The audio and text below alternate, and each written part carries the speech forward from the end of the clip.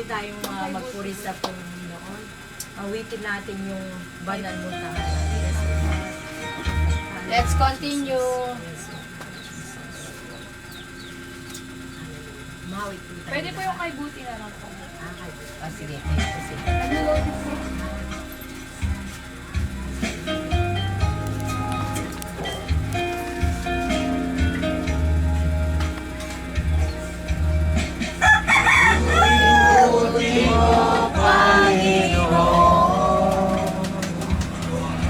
Sa lahat ng oras, sa bawat araw, ika'y laging tapat kong magmahal.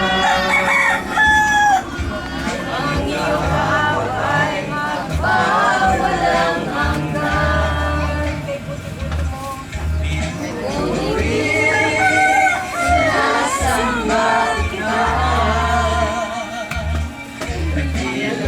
Ang Diyos at Panginoon,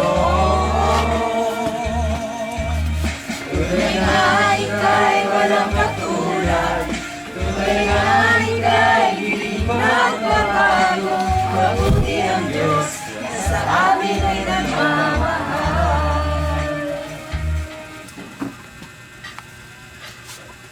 Sige po, tayo po ay patuloy na manalangin sa Panginoon. Pinatawagan ko po si Sister Cherry. Ay, Cherry pa. Let us pray po. Tayo po yung manalangin.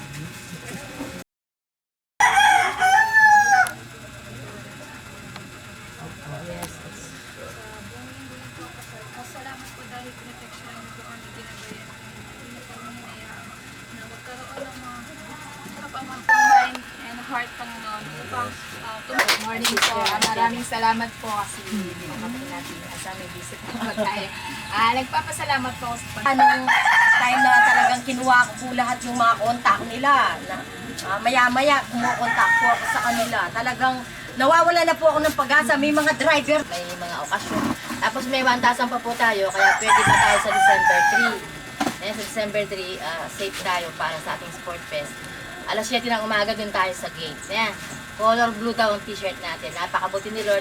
At nakasama natin si Missionary Daniela. Yun. Panaisip na kami, tricycle. Yung kanina, nag-pedal kami para maranasan niya yung pedal. Si, nasakyan namin, kasi sumabal na kagawad. Yung lalaki. Hobby, nagti-3-wheeler. Binigyan ko ng 50 tuwang-tuwa. Tigti 30 pesos lang ang pagkakatiba yung pedal. Tapos, ano yung naranasan mo? enjoy naman. Pagbigay na. Nakarating po siya dito. Kaya salamat po sa Pangalawang Panginoon. beses na niya dito. Ngayon, tinatawagan ko si Sister Cherry para magano po ng Lord's ay Apostle Praise. Tayo po tumayo at nakasan po natin natin. Masampalataya ako sa Diyos. Sa ating Diyos. Amen. Tama. Kayang-kaya niya gawin ang lahat. Kahirap sa mo, kahirap ng buhay. Walang imposible sa ating Diyos. Kayang-kaya ni Jesus. Siya'y nag-ayuno sa loob ng 40 araw at 40 gabi, kaya't siya'y nagutom. Verse 3, dumating ang Diablo at sinabi sa kanya, kung ikaw ang anak ng Diyos, gawin mo ngang tinapay ang mga batong ito. Ngunit sumagot si Jesus, nasusulat, hindi lamang sa tinapay na bubuhay ang tao, kundi sa bawat salitang nagmumula sa bibig ng Diyos. Verse 5, pagkatapos dinala siya ng Diablo sa Jerusalem, ang banal na lungsod, at pinatayo sa taluktok ng templo.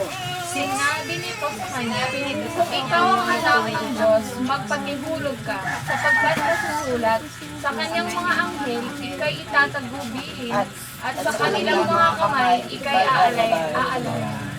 Verse 7, ngunit sumagot si Jesus, nasusulat din naman, huwag mong susubukin ang Panginoon mong Diyos. Pagkatapos, dinala siya ng Diablo sa isang napakataas na bundok at pinakita sa kanya ang lahat ng kaharian sa daigdig at ang karangyaan ng mga tao. Verse 9, sinabi ng Diablo sa kanya, ibibigay ko sa iyo ang lahat ng ito kung magpatira pa ka at sasamba ka sa akin. Kaya sumagot si Jesus, lumayas ng Panginoon. Sapagkat nasusulat, ang Panginoong mong Diyos ang dapat mong sambahin at siya lamang ang dapat Una, sabi nga, ang pagtukso kay Jesus, chapter 4, verse 1 to 11. Pangalawa, ang simulang paglilingkod ni Jesus sa Galilea. Pangapat, ay pangatlo, apat na mangingisda. No? At ang pang-apat, no, ang pangangaral at pagpapagaling ni Jesus. Amen po ba?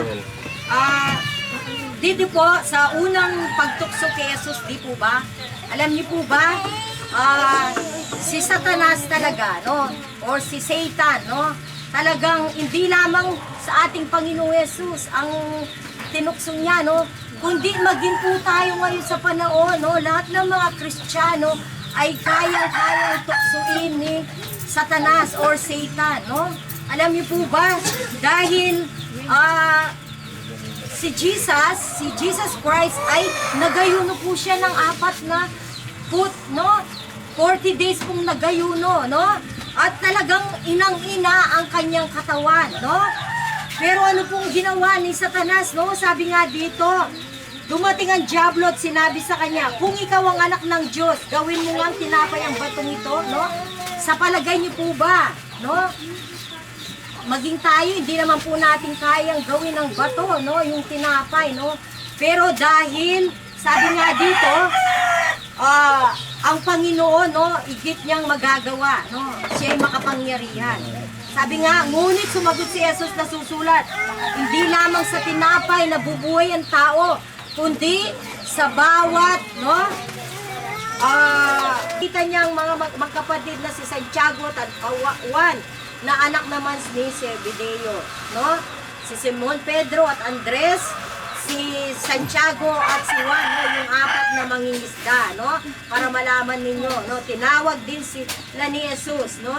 Agad nilang iniwan ang bangka at ang kanilang ama at sumunod kay Jesus. Di po ba? Iniwan nilang kanilang ama, no? Sumunod, 2 beses, no? Na sinabi, sumunod, oh. Last na lang po. Pangapat, sabi nga, tungkol sa pangangaral at pagpapagaling. Amen ba? Amen. Sabi nga, verse 23, nilibot ni Jesus ang buong Galilea, nagturo siya ng mga sinagoga at pinangaral ang magandang balita tungkol sa pag-aari. Yes. Why you are here? Bakit daw nandito Why kayo? you are here? Believe Jesus Christ. Why we believe Jesus Christ? Jesus was died on the cross for our sin. Because of that, we are here. So we need save. We need to forgive our sins through blood of Jesus Christ. We must personally, everybody. Okay. So I was 1982. For 3 years, I was prayer for my sins. Very cry. Why? That time I was really active. The blood of Jesus Christ was my sin, small. For 3 years, then I was very amazing that year, and then I understand what is blood of Jesus Christ. Yes, in the Bible, many write about that, but I need the experience. You need the experience. We need the experience. Blood of Jesus Christ, how to save my sins. That is very important. Why we live on this earth? Why believe Christ? Why you are believing here? We are here. Okay. It's very important. I need forgiveness of my sin through the blood of Jesus Christ. You need forgiveness of your sin through the blood of Jesus Christ. Okay? We must all the time forgiveness our sins through the blood of Jesus Christ. That time we are start of the kingdom of God. We live here in the blood. Okay? God bless you all the time. Thank you.